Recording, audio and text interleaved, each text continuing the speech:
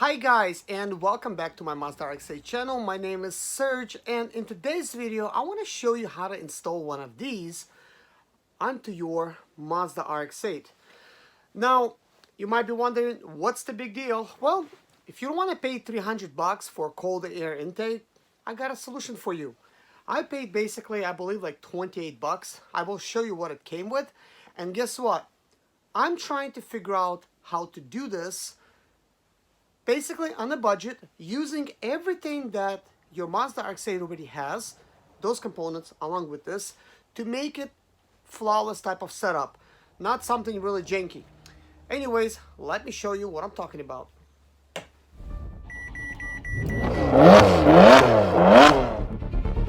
Even when you feel low, you can still go. Even when you feel slow, you can still go. Even when there's no hope, you can still go. I never answer to no, man, I still go. Go, go, go, go, go. This is the filter that I basically got. That is the filter. It comes with this 3-inch pipe right here. It comes with a 3-inch to 2-inch type of opening. It comes with some of these clamps. It comes with this tube that inserts into there. Now you might be wondering, how is all that gonna work? How is that gonna fit? Because when we look at this, this is the actual airbox that comes in your Mazda RX-8, and this opening, it is 3 3/4. So basically, when you look at this measurement, it's very close to 3 3/4. Oh, anyways, this pipe is pretty important because mass airflow sensor plugs into it. Let me show you where. Here's the mass airflow sensor. Now, some of the expensive kits that cost $300 have this mass airflow sensor location for it. That's probably why it costs a lot of money. So how are we supposed to get this little janky type of pipe to try to work with that? Well, we're probably not going to use this pipe or the silicone piece or that. So the first thing we want to know is, will this air filter fit onto this little opening?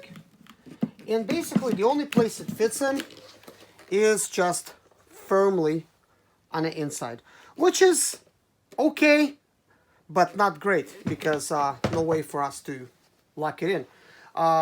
In this case, we're gonna need like a silicone ring that's going to convert this from 3 inches to like 3.5 to do it properly. So what we're gonna end up doing is, we're gonna take this piece of pipe, we're gonna plug it in, we will actually attach that to it, and then use this pipe, cut off exactly how much we need, and then install basically like a 3-inch to 3.5-inch or 3 3/4 for a silicone type of adapter.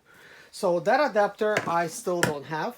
We actually may be able to do everything without having to cut that piece of pipe or having the need of an adapter. So let me show you what I mean. This is the original airbox right here. Take a look at this thing. This is actually pretty nice that it's coming out.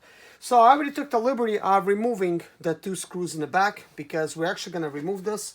But just so you can see exactly what's going on, you'll need to basically remove this screw. Here we go. We just need to remove it.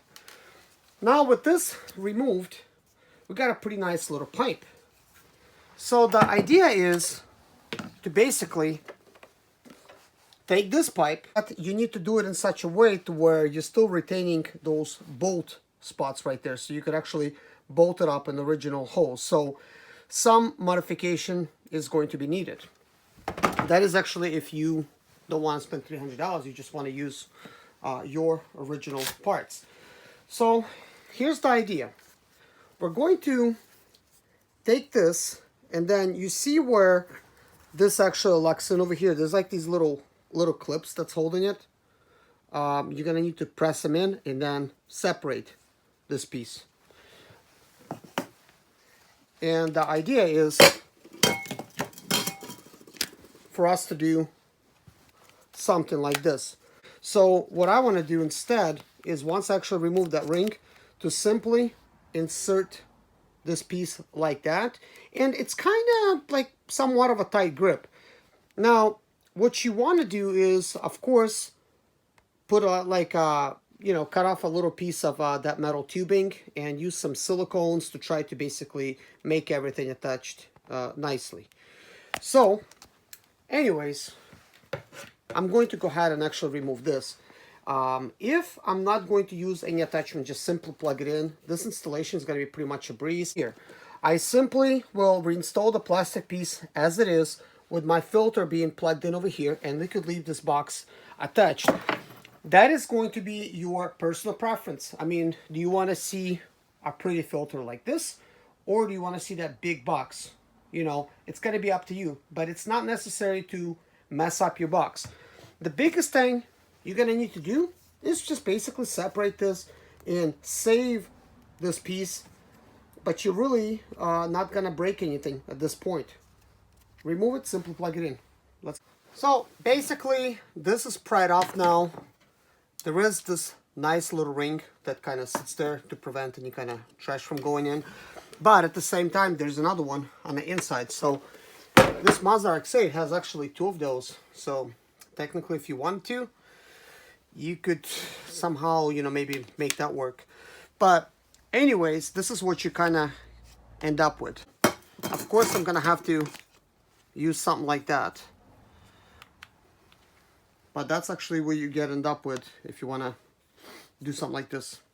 But anyways, once you do what you got to do, let's pretend that this is done already. Of course, you have to first attach everything. You have to plug this in and take a look at that. Like, that actually is a good fit. Of course, when you're actually installing everything, it needs to be kind of like plugged in. So anyways, guys, what I'm going to do right now is go ahead and actually reinstall the 3 screws, because this is actually kind of making it, you know, shaky like this. I'm going to reinstall everything and use it. There's just something I want to show you. Look at these, like, separators that they kind of made. That just kind of goes to show, like, I mean, it's only using this much of the air filter anyways. And it's mainly sucking it from that other hole right there.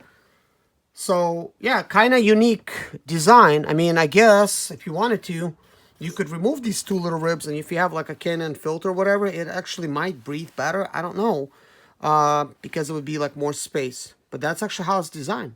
Quite interesting. You might be wondering what to do with this extra ring, but that's what I'm gonna do. I'm just gonna stick it in there and basically provide that much more air. It's almost kind of like, if you wanted to, you could run this thing without no air filter. Of course, I mean, look at those big holes. You know, you're gonna have all kinds of junk flying in. That's why you really need a filter. But it's already got like a nice mesh type of filter. Guys, the 4 screws are in.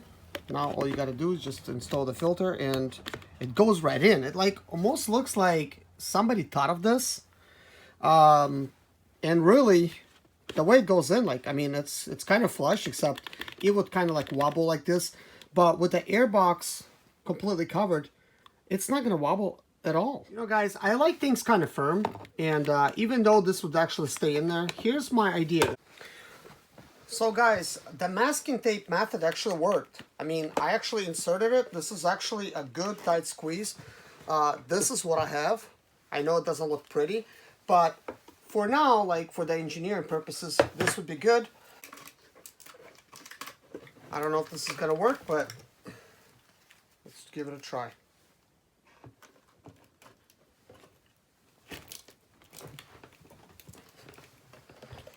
So that seems to be a nice tight fit.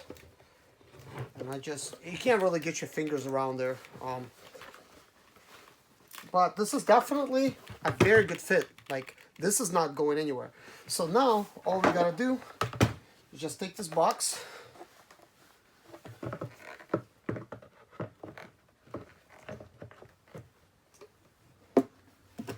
insert it right over it. As you can see, like, that's actually a really nice, appropriate fit. It's just, I have a missing tab right there. it would actually work really, really well. So this filter is very firm on the inside. No need to worry about even that thing. So here's what I'm gonna do, guys. I'm gonna go ahead and go install this on my car, and I'm gonna run 0 to 60 and see what it's gonna be.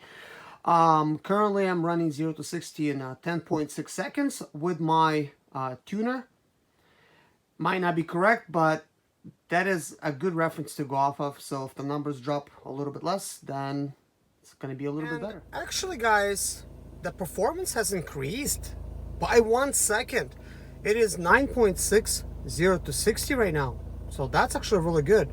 So I'm actually going to test it one more time, and then I'm gonna test the horsepower. So anyways, guys, I'm gonna give you the experience of me accelerating it so you could hear the sound. Hopefully I could capture this on my phone.